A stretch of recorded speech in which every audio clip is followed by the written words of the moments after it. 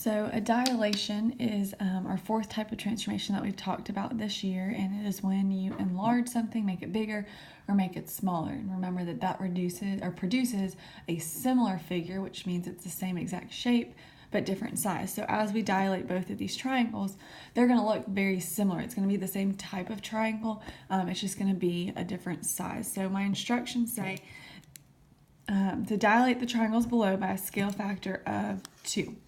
And again, that scale factor is a number that's being multiplied to each side length.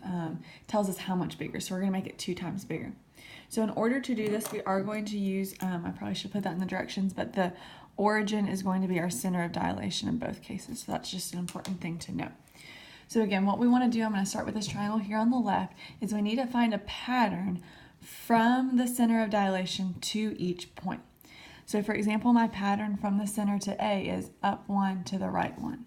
So we go up 1, right 1. So each time I do that, that's 1 scale factor. So if I go up 1, right 1, that's 1 scale factor. If I go up 1, right 1 again, that's 2 scale factor.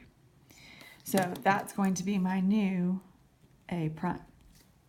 So now I've got to find a pattern for B. Remember, each point is going to be different. So from the center of dilation to point B, I go down 1, 2, to the right 1, 2. So my pattern for B is down 2, right 2. So I've done that once, so I need to do it twice. 1, 2, 1, 2. There's my new B prime.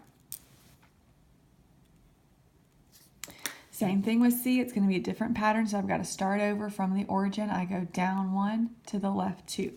So down 1, left 2, left 2.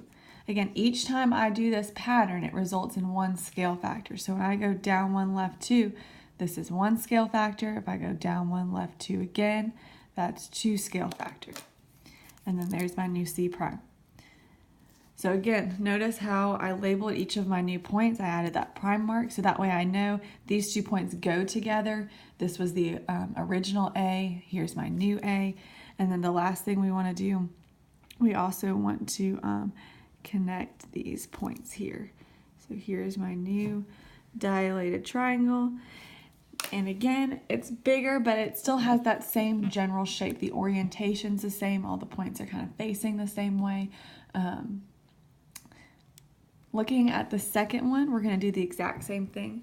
The only thing I really wanted to point out here is notice that point A is directly above the origin, or the center of dilation. So if you look at all of our patterns here, they have 2 directions. You're going up or down, and then you're going right or left. You don't have to have that. So for example here, if I start at my center, all I'm doing is I'm going up 1, 2. So my pattern for A is just up 2. So that's scale factor 1. And then if I go up 2 more, that's my scale factor 2. So that's where my new A prime goes. Same thing with B over here. We just need to go right 2. We don't need to go left. We don't need to go up. We don't need to go down. So that's my pattern. So if I go 1, 2, that's scale factor 1. And then I go 1, 2 again. That's scale factor 2. So my new B prime is going to be over here at, is that 4, 0? And if I take a look at C, in order to get to C, I've got to go down 1, 2, 3, to the left 1, 2. And that's scale factor 1 when I go down 3, left 2.